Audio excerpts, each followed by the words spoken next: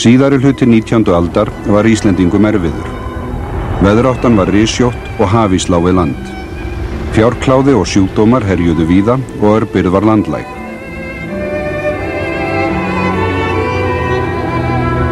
Margt dugmikið fólk sá hér enga framtíð fyrir sig og börn sín og fréttir bárust á ævintýralandinu í vestri, hélt þetta fólk á vitins ókunna til Vesturheims þar sem allir fengu vinnu og tækifærin voru óteljandi.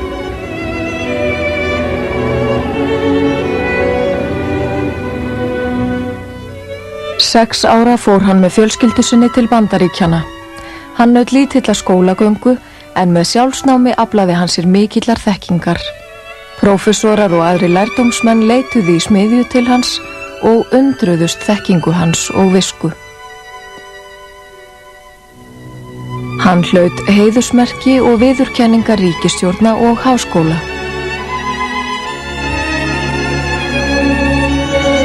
Meðal vina hans má nefna Henry Ford og Thomas Alva Edison. Í verksmiðju hans unnu ofta á annað 1000 manns og einkaleyfin urðu nær 100. Hugur hans var frjór og hann skráði sífellt nýjar hugmyndir í vasabók sína. Bókasafn hans var eitt stærsta einkasafn í Bandaríkjunum. Hann keypti eyju til að vinna að gróðurtilraunum.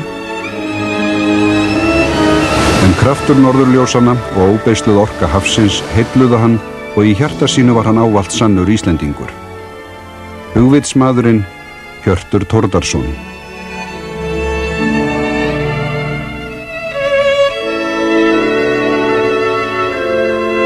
Árið 1873 fór hópur Íslendinga frá Reykjavík til Vesturheims. Meðal þeirra var Guðrún Grímsdóttir frá Síðumúla í Landsveit og Þórður Árnason frá Bjarnastöðum í sömu sveit.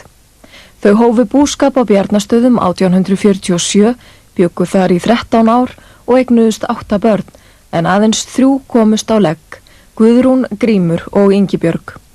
Þá bauðst þeim kirkjujörðin Staður í Hrútafirði og þar fæddust þeir Þórður og Hjörtur, en séra Brandur Tómasson varð prestur, tók hann við búinu, en Guðrún og Þórður fluttu að Skeggjastöðum í Miðfirði og þar fæddist yngsta barnið Árni. Þaðan fluttu þau að Dalgeirstöðum. Ómegðin og slæmt árferði hafði þrengt hag Guðrúnar og Þórðar svo mjög að þau sáu enga framtíð fyrir sig og börnin á Íslandi. Þau ákváðu því að fara vestur haf með 5 barnanna, en Þórður yngri varð eftir hjá vinafólki og kom ekki vestur fyrir á loknu stúdentsprófi.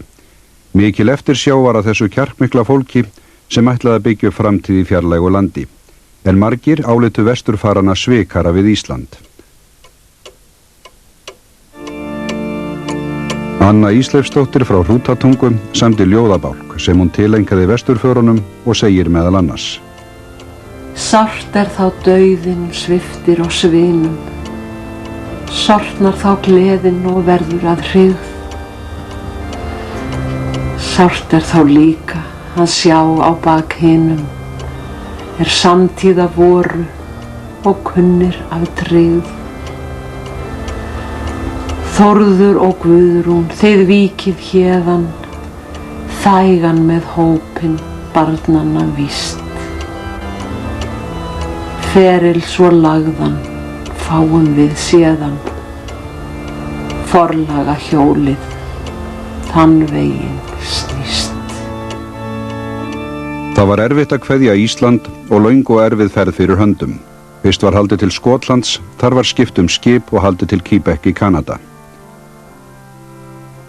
Borð voru 48 Íslendingar, Danir, Svíjar og 66 skosk börn sem kom átt í fóstur í Kanada.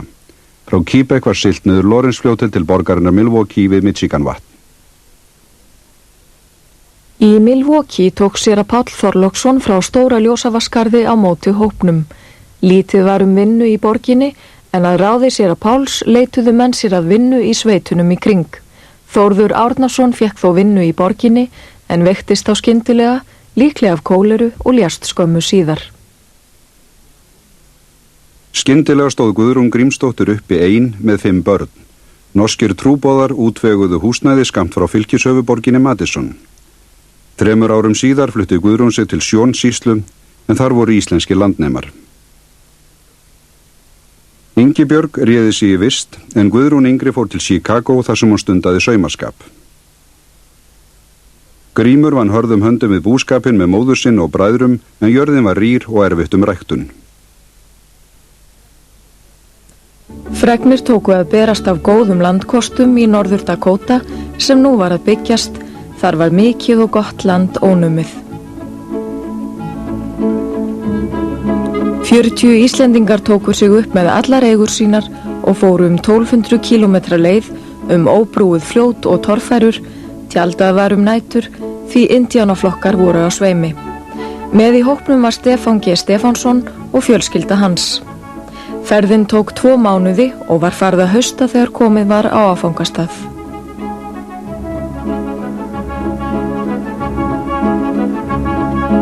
Byggðir voru bjálkakofar fyrir veturinn því vetur eru harðir á þessum slóðum.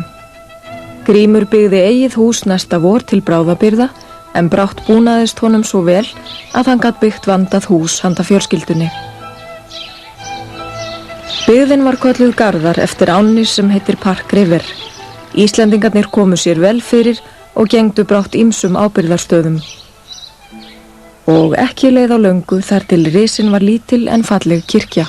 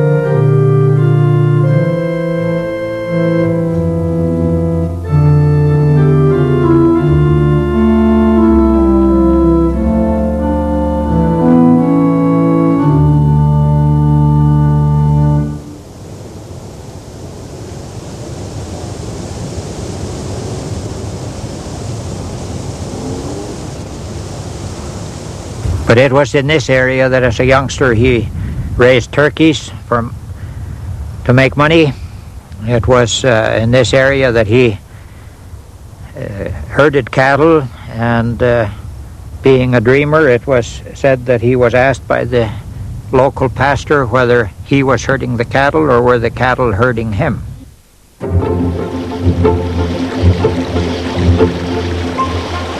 Hjortur lék sér mikið við lítinn læk rann skammt frá bænum út í Park River. Hjortur segir í viðtali við dagblaðið Chicago Gazette frá fyrstu kynnum sínum af ungri kennslukonu sem hét Ella Wheeler Wilcox og varð síðar fræg kvenréttindakona.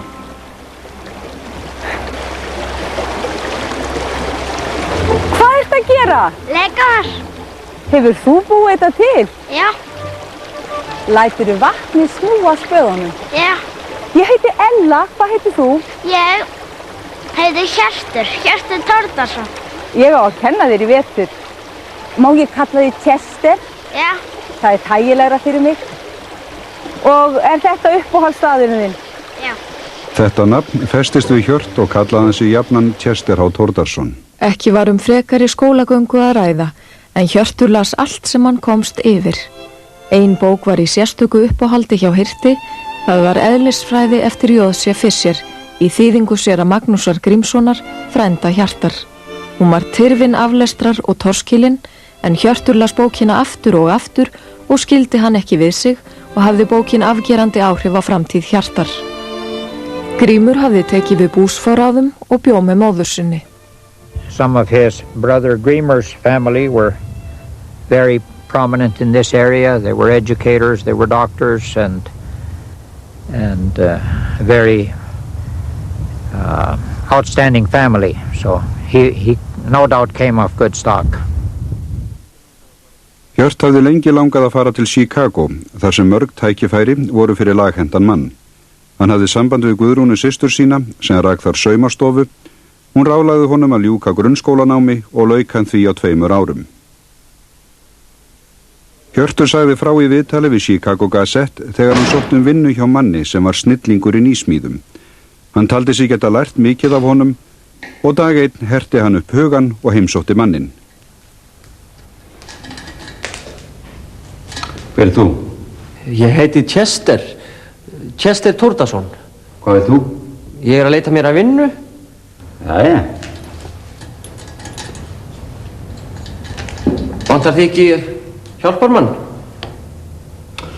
Jú, ekki veitti mér nú af því. Ég get ekki borgað mikið. Hvað er þetta í kaup?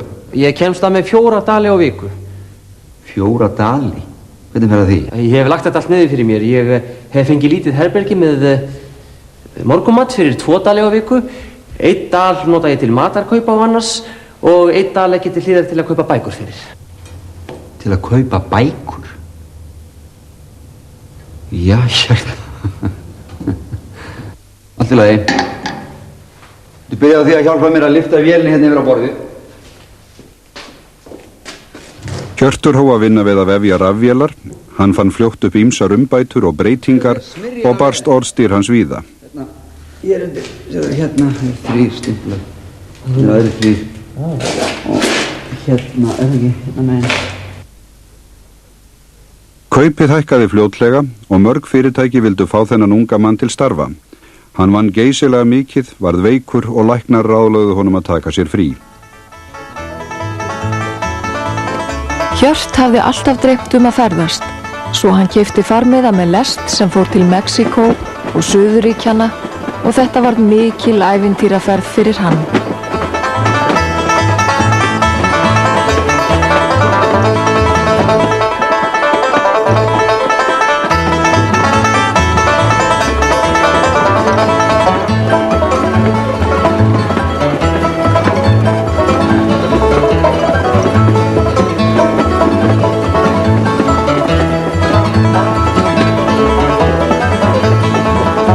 Ferðin víkkaði sjóndeildarhringinn og var honum ómetanleg lífsreynsla.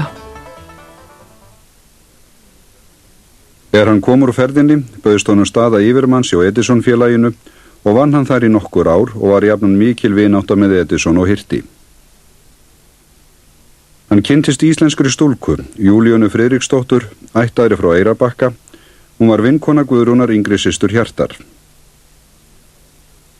Júlíana rak saumastofu í Chicago og vegnaði vel.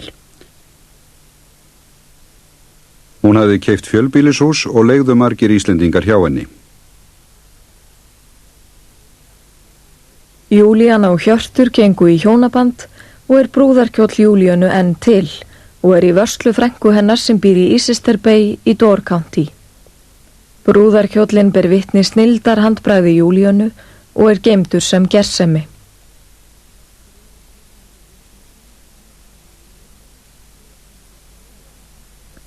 Júlíana hvatti Hjört til að hefja eigin atvinnurekstur og lagði peninga í fyrirtækið.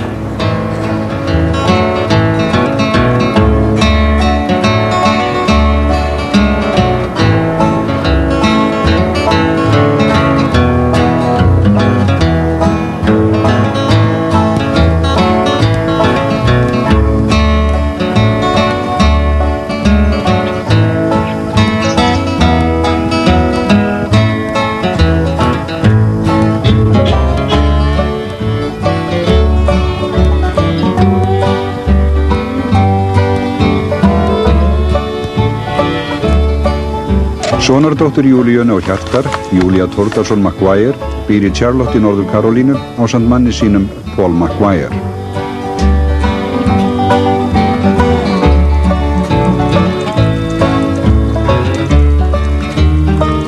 My grandmother was, I recall her as being incredibly strong, incredibly smart. She spoke Icelandic primarily in our home, but she was, I think, a strong woman, as I say, and very intellectual. She read a lot, and she also would suddenly decide to cook something, and I can recall as a child opening a big pot on the stove and seeing a big fish head staring out at me, which was her favorite dish. I guess that's an Icelandic dish, boiled fish head. Hjörtur fekk mikið að gera hjá símafélagunum sem notuðu sér þjónustu hans og uppfinningar. Hann byggði nýtt og glæsilegt verksmiðjuhús á Júrónstræti. Háskólarnir fengu hann til að hanna og smíða tæki til kennslu í eðlisfræði. Þar fekk hann tækifæri til að gera tilraunir sem hann hafði dreymt að gera en aldrei haft aðstöðu til. Kennslutæki frá Hirti voru í flestum háskólum Bandaríkjanna. Árið 1906 sótti hann fyrstu einkaleyfin. Jón Steingrímsson, verkfræðingur, frændi Hjartar. Faðir Jón Steingrímur heitinn Jónsson, fyrrverandi rafveitustjóri, samdi 2 merkar bækur Hjört, ævi hans, störf og uppfinningar. Fyrsta einkaleyfið kannski tiltölulega vel skýranlegt. Það vír einangrunarvél sem í raun og veru vel þekkt á þeim tíma. Vírinn það dreginn óeinangraður í gegnum vél og einhvers staðar á leiðinni kefli, nánast eins og tvinnakefli, sem veltur utan vírinn eftir því sem hann dreginn í gegn. Hér vírinn á spólu og dreginn í gegnum vélina og undinn upp á aðra spólu. Og hérna kefli með einangrunarbandi, tvinna eða einhverju þess áttar, sem snýst utan vírinn eftir því sem vírinn dreginn hér í gegn. Það sem Hjörtur gerir og bætir vélina að hann setur litla fjöður sem þreifar á vírnum.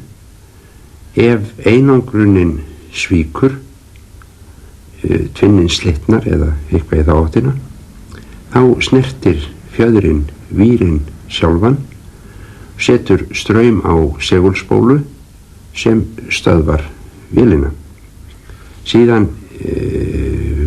fylgir það með að ef vírinn slitnar, þá dettur fjöðurinn niður og snertir vélina sjálfa sem stöðvar hana á sama hátt. Hjörtur hóf brátt að hanna og smíða kveikjuspólur fyrir Ford og varð samvinna þeirra undirstaða velgengni Hjartar. 1500 manns unni í verksmiðju hans þegar mest var. Þessi mynd sýnir háspennukefli sem Hjörtur efnaðist á með því að selja þau til Ford eftir samkvæmt samningi.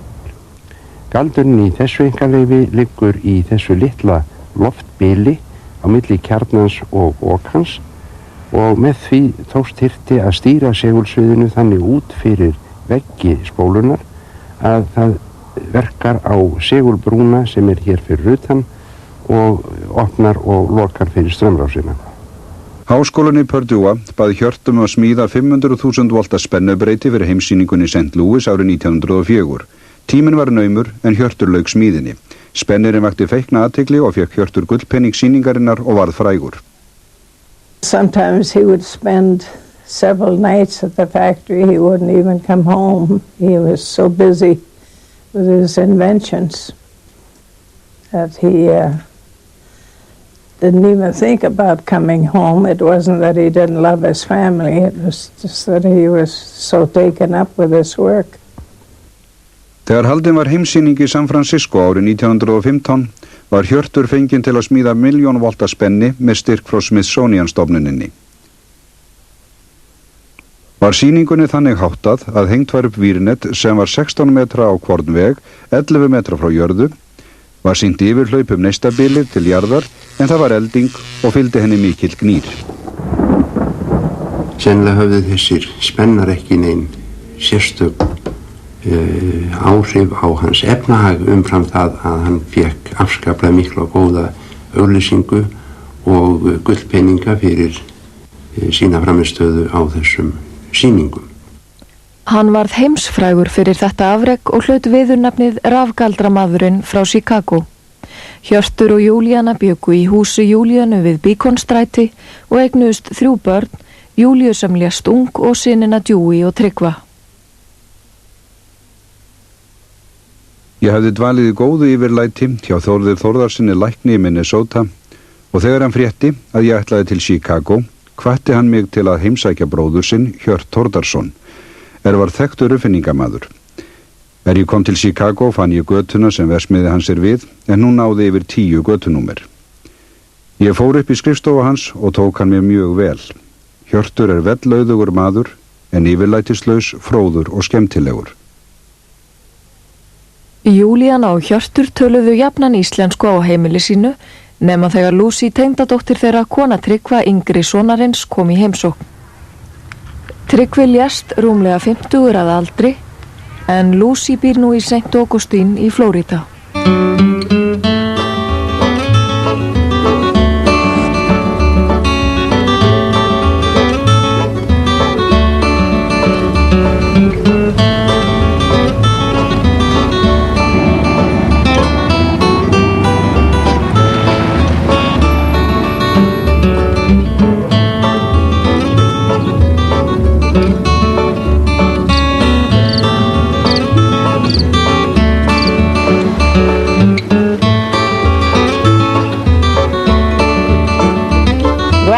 Thordarson, he wasn't too fond of my mother-in-law speaking Icelandic when I was around, but I liked it because I thought I could learn it. Séra Friðrik heimsótti Hjört eitt kvöldið og hitti þar konu hans og 2 syni og skoðaði bókasafn Hjartar sem var geysimikið og glæsilegt. Júlíönu langaði mjög til að heimsækja Ísland og vitja æskuslóða, en Hjörtur var tregur til, enda stóð hann ávallt í stóræðum.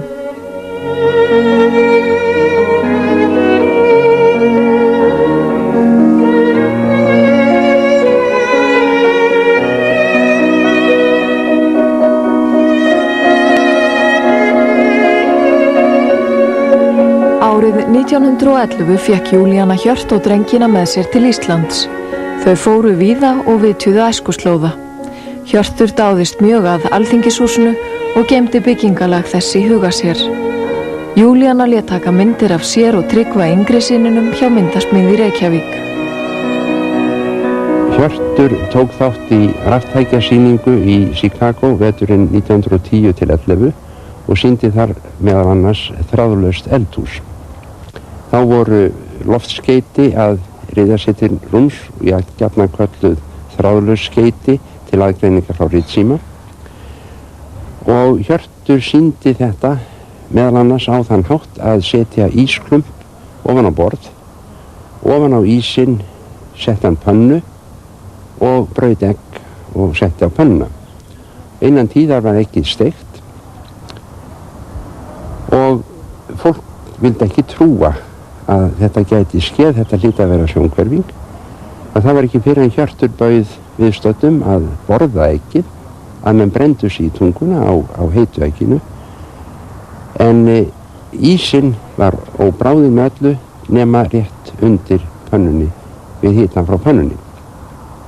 Galdurinn við þetta var í raun og veru einungis sá að undir borðinu var rafsögull sem skapaði strauma í pönnunni með þeim afleiðingum að hún hitnaði og eggið steiktist. Margir háskólakennarar heimsóttu Hjört í Beaconstræti, en kennslutæki hans í eðlisfræði voru notuð við flesta háskóla í Bandaríkjunum. Hjörtur lagði mikið fjármagn í bókakaup, fylgdist vel með bókauppboðum og bauð háar fjárhæðir í sjaldgæfar bækur, og ef bandið var illa farið lét hann binda þar inn í Bretlandi í vandað skinnband.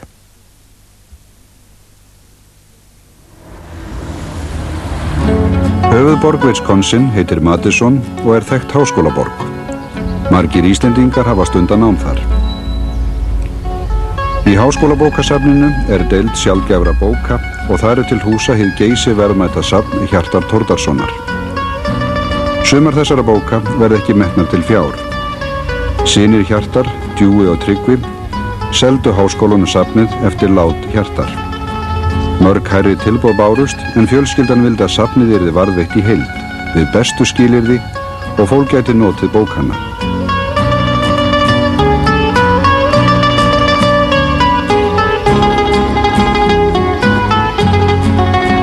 Þrír safnverðir, þeir John Tedeschi, Dennis Hill og John Noy, sýndu okkur nokkrar hinna verðmætu bóka. 8.000 bækur í þessum hluta safnsins.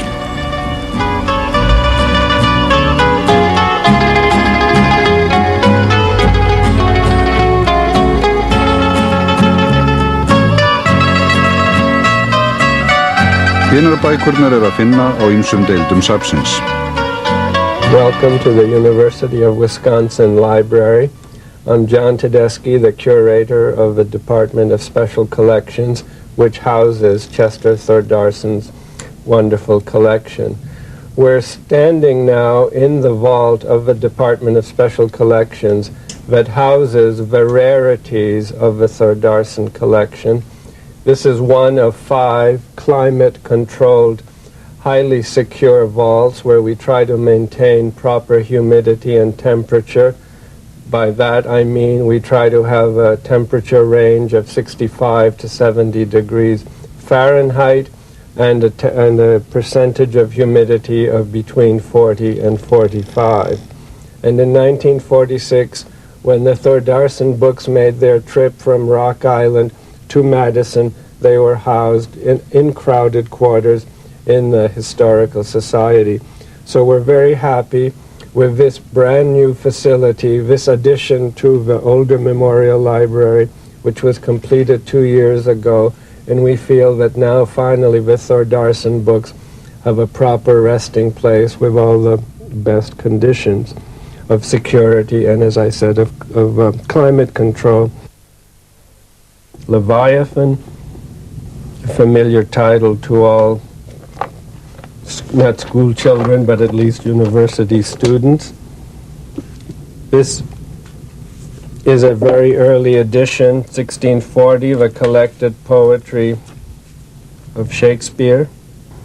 This is the most famous book about fishing that was ever written, at least in English, and this is the first edition of Isaac Walton's The Complete Angler. In these early books, such as the Defensor Pacis, there's a transition between the early book, the Incunable, and the modern book. So the title appears, but nothing else on the title page. You have to look for the place and printer and date in the colophon. I don't think there's anything to leaf through, except perhaps the back. I think this is not good for books to do this. No, it was not in this book that we had. This is the colophon, and here is an early ownership mark, a contemporary signature. Góðan sæl og blessuð. Ég heiti Dennis Hill, and I am the information librarian of the Memorial Library here at the University of Wisconsin. Several years ago, probably almost 15 or more, I used to work in the rare book department, and at that time did a little research on the Thordarson collection. One of the interesting things about the Thordarson collection is that the entire collection was not put in the rare book department. The rare book department was in fact founded with the acquisition of the Thordarson collection. But of the original 11,000 volumes, about 5,000 actually went to create the rare book department of the University Library. The other volumes went into the general collections and were distributed throughout the stacks. If we look at this volume on the table here, this is perhaps one of the, might be the centerpiece of the Icelandic material in the collection. This is a copy of the Guðbrandsbiblia, published in 1584. It's in, I believe, an original binding. Is that right, John? I would think so. You think this is original? Yeah. With metal clasp. It's in relatively good condition for something published in Iceland in the 16th century. This is Sagan Landnámu, Skálholti, 1688. Again, original binding. There's also an edition from 1780 of the astronomical work Rímbegla, published in Kaupmannahöfn, 1780. There were 4 manuscripts in the collection that are housed here in the Special Collections Department. This is an example in presumably an original binding. This is Magnús Jónsson á Laugum, 44 rímur af Gretti Ásmundsinni, 1838.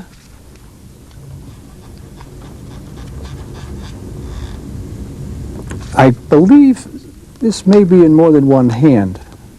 Yes, I believe it is. If we look through here, you can recognize different hands. I'm sure that people at the handritadeild in Landsbókasafn would be able to tell us just which hands these are.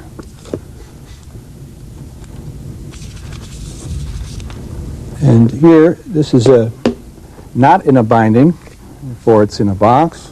We have rímur af Göngu Hrólfi af Bólu Hjálmar.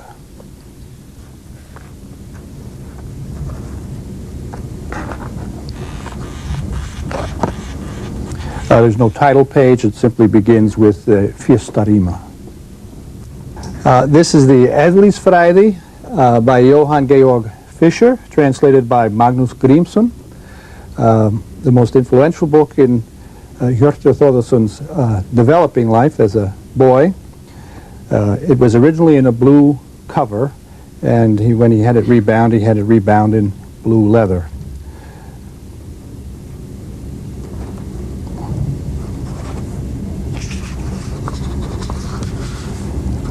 This is the title page, published by the Hið Íslenska Bókmenntafélag in Kaupmannahöfn, 1852.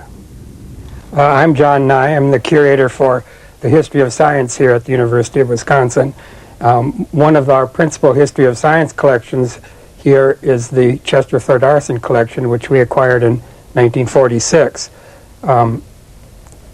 There are many kinds of books in the Thordarson collection, but one of his chief interests in collecting was early science books, especially science and technology in England in the 16th and 17th century. When the library bought the collection, when the university bought the collection, the History of Science department here was just beginning to be started on campus, and it was the first History of Science department established in the United States. And the Thordarson collection is one of the basic research tools of that department, which is now the biggest department in the country. I'm going to show you a few of the books from the Thordarson collection on science and technology. There are many of them, and so I'll only show you examples of the types of things that Thordarson was interested in collecting. This is an easy way to prolong life. A profitable instruction of the perfect ordering of bees. This is mathematical magic, or the wonders that may be formed by mechanical geometry.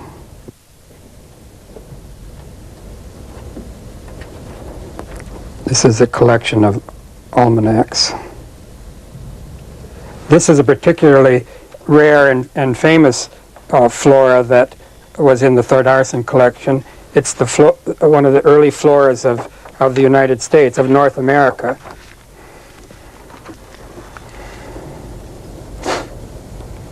This particular work is by Edmund Lear, the famous poet of 19th century English poet, Edward Lear, who was also an ornithologist. This is his book on the parrots.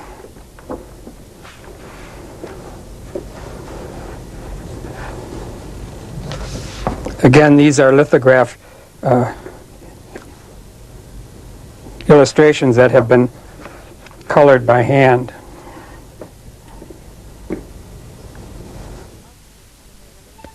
Allir sem eiga leið Madison ættu að koma við í safni sjaldgæfra bóka í háskólanum og sjá hið einstæða safn Hjartar og önnur athyglisverð bókasöfn sem þar eru geymd.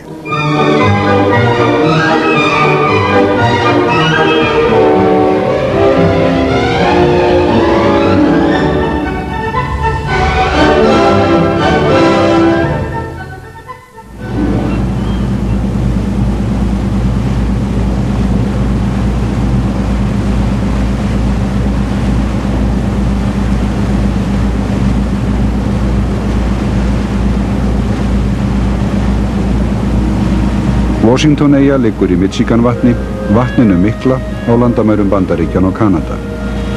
Siglt frá Door County sem skagi nyrst í Wisconsin og tekur siglingin 15 mínútur. Júlíana átti ættingi á eyjunni og heimsótti þá oft. Hjortur fór stundum með og hreifst mjög af eyjunni og falaðist eftir landi þar en fékk ekki það sem hann vildi. Skammt frá Washington-eyju óbyggð eyja sem heitir Klettaeyja. Hjortur fór oft þangað og sá að þarna gat hann stunda ræktunartilraunir og byggt eins og hann vildi. Hann keypti eyjuna og hóf þegar framkvæmdir. He drew up most of the plans himself. He was quite an architect too. And then he got a crew. A lot of them came from Chicago and different places. He had a foreman over there, and he had a mechanic, he had a gardener and cook, and I'd say his full crew was about between 32 and 34 people. And he had just about all Icelanders working for him, except for the real heavy working, a bunch of Swedes to dig ditches out there, because it's all cobblestone, terrible hard digging, you know. He also built several buildings of what he called Viking architecture, and he brought in trees and flowers and plants from all over the world and planted there. Started a very beautiful botanical garden, which is still maintained by the state of Wisconsin. He had a big hothouse out there. He loved flowers, and my wife loved flowers. And he come in up there one spring. My wife had the hothouse all in bloom. He just stood there stamping his feet. Icelanders are great for stamping their feet, you know. Beautiful, beautiful. He couldn't get over the way that looked. And that's the first time I ever see him show any affection. He wouldn't put his arm around my wife's neck. He's beautiful, beautiful, he said to her, yeah. Klettaeyja skógi vaxin. Við hana var áður mikil fiskigengd og íbúarnir lifðu góðu lífi af veiðum. Nú engin fiskur og engin býr þar á vetrarlagi nema eftirlitsmenn náttúruverndarráðs Bandaríkjanna. Eftir ánægjulegan dag á Washington-eyju héldum við á ferjunni Karfa til Klettaeyju. Þetta 20 mínútna ferð.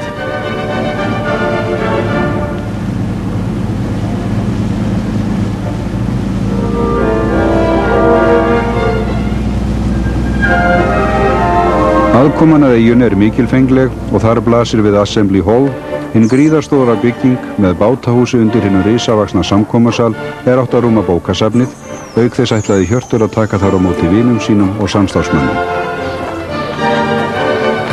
Það ekki vafi á að byggingarlaginu svipar til Alþingishússins, sem hafði haft svo mikil áhrif á Hjört þegar hann heimsótti Ísland.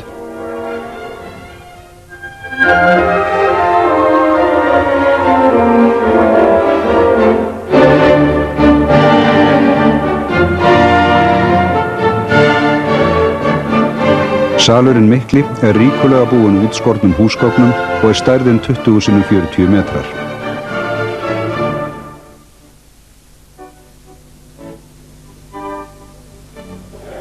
Í loftinu hangir allsérstæður ljósagjafi sem Hjörtur hafði látið smíða. Eldstæðið mikið við innri gafl salarins og fyrir ofan eldstæðið útskorinn plata með ljóðlínu eftir Richard Hill.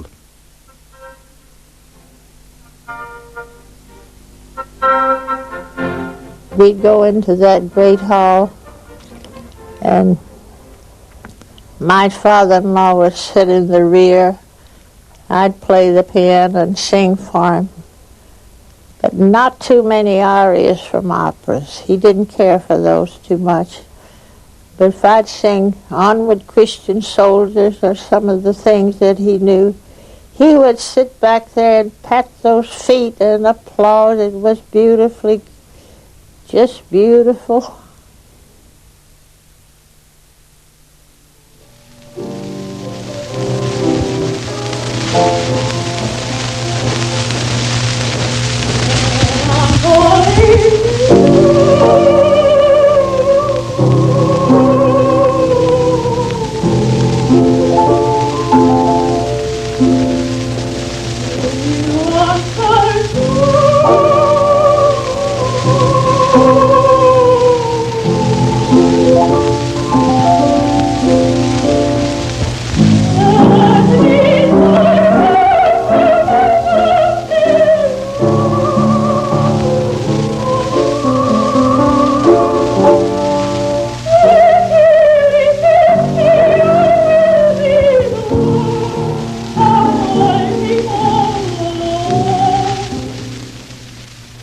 Í byrjun fyrri heimstyrjaldar fluttu Hjörtur bókasafnið til Klettaeyju í öryggiskyni. Hinn mikli skáli var verðugur rammi utan bókasafnið. Húsgögnin voru útskorin með myndum úr norrænni goðafræði.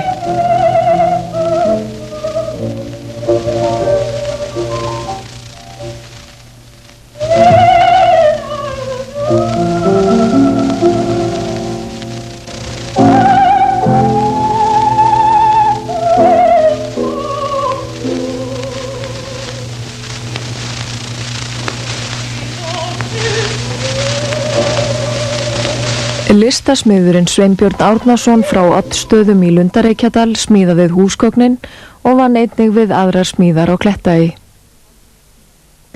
Halldór Einarsson frá Brandstöðum við Gaulverjabæ teiknaði og skar út myndverkin en Hjörtur fylgdist með og átti margar hugmyndir. Halldór var 3 ára að skera út í Klettaeyju. He had a banquet table where that was over 30 foot long. I forget, Jack, how many could sit at that table. It must have been around 60 or 80 people. Yeah. There were chairs, all the way around that. Í Madison búa Anito Ben Rösi sem margir íslenskir læknar þekkja. Hann prófessor við háskólan. Þau keyptu stóra borðið sem var í Assembly Hall. The table is quarter grain oak. It was soaked for 2 years before it was carved, and it was exhibited in the 1906 World's Exposition in St. Louis. And Chester Thordarson, who at the same World Exposition showed the transformer that he worked on and made his millions on.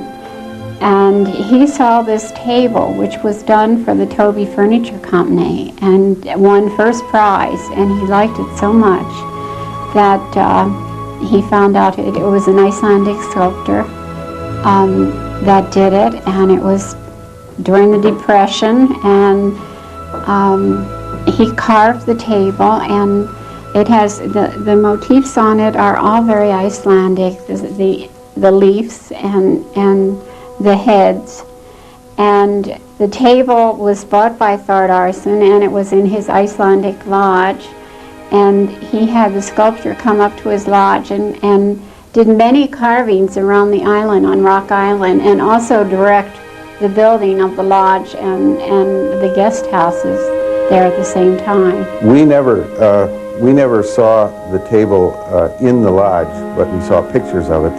The table, of course, was in the lodge, and when it was there, I believe there were even more than 7 leaves were in it, so it was a really long table, and it was in Mr. Thordarson's library and had all of his books on it.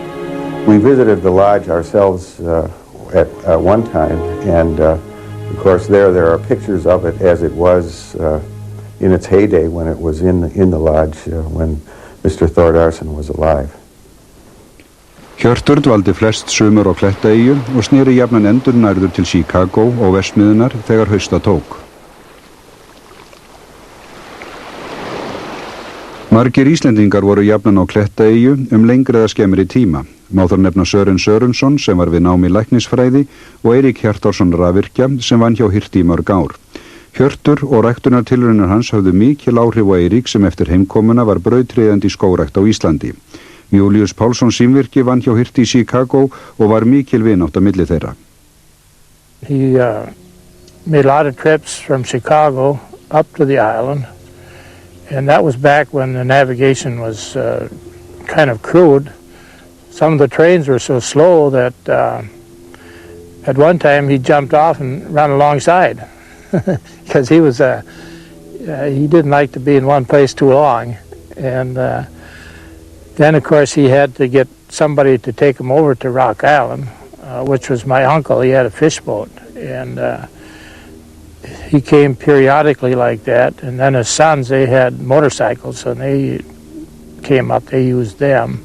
There's one thing I remember. When his granddaughter was 4 years old, he would take her for these hikes over the island, and I can remember taking his pocket knife. We had birch trees there. And he'd cut this birch tree, and he would explain to my daughter Julie and how many years of age that tree was. When my mother and father went up to the island when they were first married, and she prepared dinner, they waited for him to come, and he wasn't there for about half an hour. Finally, he strolled in, and she said, well, where were you? He said, well, I was taking pictures of the sunset over Lake Michigan. It was very beautiful tonight. So the next night, the same thing happened. She prepared dinner, and they let him know it was ready, and he came in about a half an hour later, and he said, well, I was taking pictures of the sunset. Eating isn't important. So the next night, she just didn't prepare dinner. And he arrived at the dining hall and said, where's dinner? And she said, well, it wasn't important last night or the night before. It's not important tonight. Júlía var eina barnabarnið. Hjörtur og Júlíana sá ekki sólina fyrir henni og var hennar gætt vel á Klettaeyju því skammt var liðið frá því að barni Lindbergs hjónanna var rænt.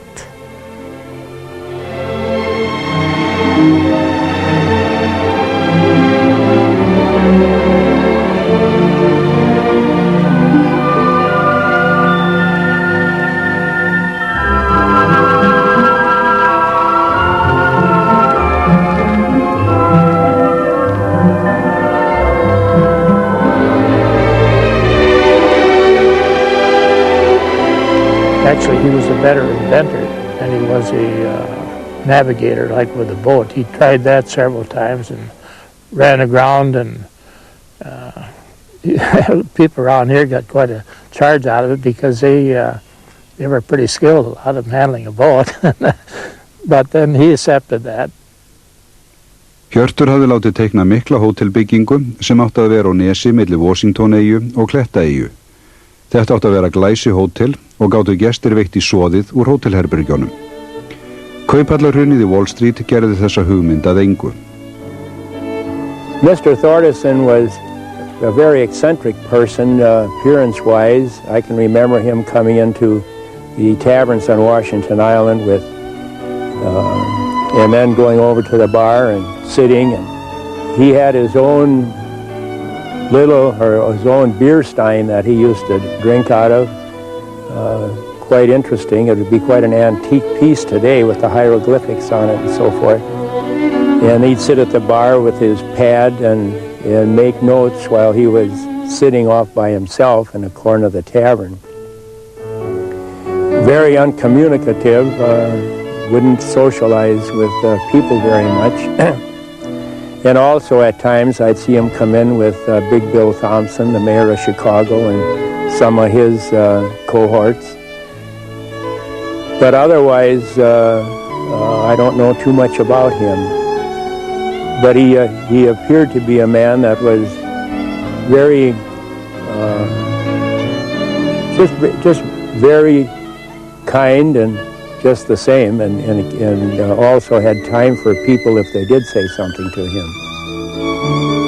Það var ávallt gestkvæmt á Klettaeyju og miklar framkvæmdir í gangi. Þarna ríkti Hjörtur sem kóngur, byggði og breytti eftir vild. Sköpunargleði hans fékk þarna útrás.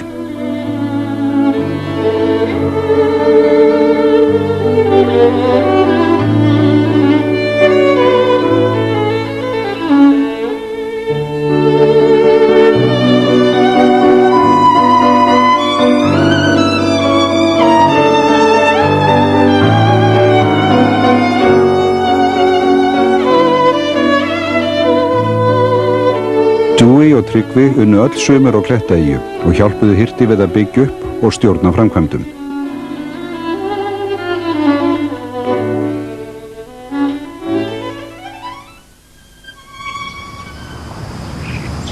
Hjörtur naut þess að sjá áætlanir sínar verða að veruleika og samverunar með fjölskyldu og vinum.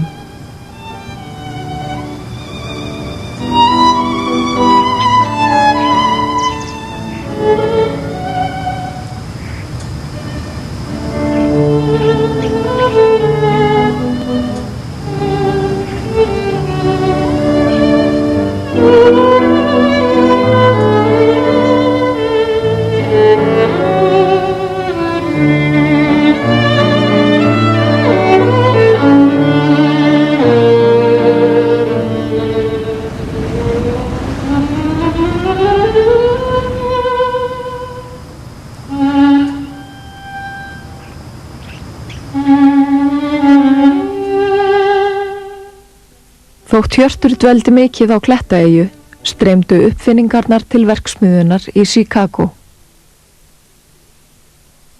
Hjörtur fór oft til Washington til að sækja einkaleyfi og hann lagði mikla vinnu í að vernda hugvit sitt. Eiríkur Hjartarson, rafvirkjameistari sem vann hjá Hirti, segir frá þessari baráttu Hjartar í bókinni Við sem byggjum þessa borg. Hjörtur varð að heyja harða baráttu fyrir uppfinningum sínum. Hann átti mörg einkaleyfi en mörgum uppfinningum hans var stólið. Meðal annars misti hann samning sinn við Henry Ford vegna undirboðsmanna sem höfðu unni hjá Hirti og nýttu sér uppfinningar hans. Ein svo uppfinning Hjartar sem hann sótti ekki einkaleyfi á en vitað að hann framkvæmdi. Amerískt fyrirtæki, Anaconda Copper Company, lá undir ámæli fyrir það að láta frá sér reyk sem eyðilegði gróður í nágrenninu og Hjörtur taldi sig geta ráðið bóta á því og rendi eirvírum niður í reykháfa verksmiðjunnar, setta á það háspentan straum og felldi út óhreinindin úr reyknum. Þetta var ekki bara lausn á vandanum, heldur fékk þetta fyrirtæki þarna verðmætt efni sem gat safnað saman og nýtt sér. Júlíana hélt vikulega fundi með deildarstjórum og skipulagði sölustarfsemina. Hjörtur sinnti þeirri hlið starfseminar lítt. Nýsmíðar voru honum hugleiknari. Svo kom hrunið í kauphöllinni í Wall Street og eftir fylgdi kreppan. Mörg stór fyrirtæki urðu gjaldþrota, atvinnuleysið og fátæktin gegnvænlegt og fyrirtæki Hjartar riðaði til falls.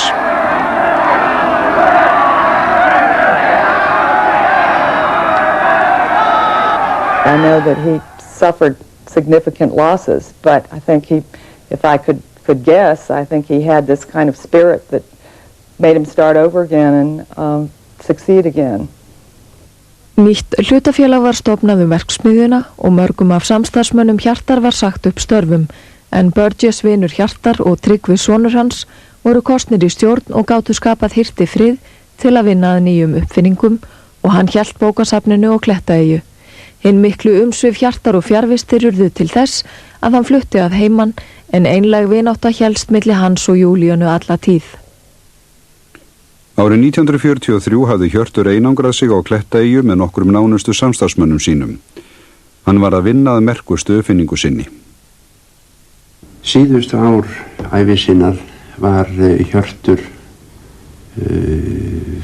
eiginlega kominn undir fjárhagslega yfirstjórn annarra og hafði takmarkaðri fjárráð en oft áður. En þá var hann farinn að huga að gerð þrýstilofshreyfils sem var í raun og veru byggður á sömu hugmyndum og þoturhreyflar nútímans. Hann smíðaði einhverja hluta þeirra út í Klettey til þess að koma í veg fyrir að aðrir kemist að því hvað hann væri að gera, en honum entist ekki aldur til þess að ljúka verkinu. Hjörtur veiktist skyndilega og ferð frá Klettaeyju til Chicago. Hann var fluttur á spítala en var mjög óþolumóður að komast aftur út í Klettaeyju til að ljúka við merkustu uppfinningu sína, þrýstiloftshreyfilinn. Líkaminn var á sönnu veikburða en andinn sjaldan frjórri. Hjörtur lést 8. febrúar 1945, 78 árað aldri. Hann var lagður til hinstu hvílu á Klettaeyju. Rafgaldramaðurinn frá Chicago hafði lokið vegferð sinni. Snilligáfa hans og 100 uppfinningar sem sífellt streymdu frá sívakandi huga hans beindu mannkyninu fram á veg til betra lífs og aukinnar tækni. Líf hans var sannkallað ævintýri, ævintýrið fátækadrenginn sem var einn mestu uppfinningamaður sinnar samtíðar. En hann var ávallt trúr ætlandi sínu, Íslandi, eyjunni í norðri, þar sem úthafsaldan ber nakta klettana og norðurljósin þjóta himingeiminn í eilífri hringrás.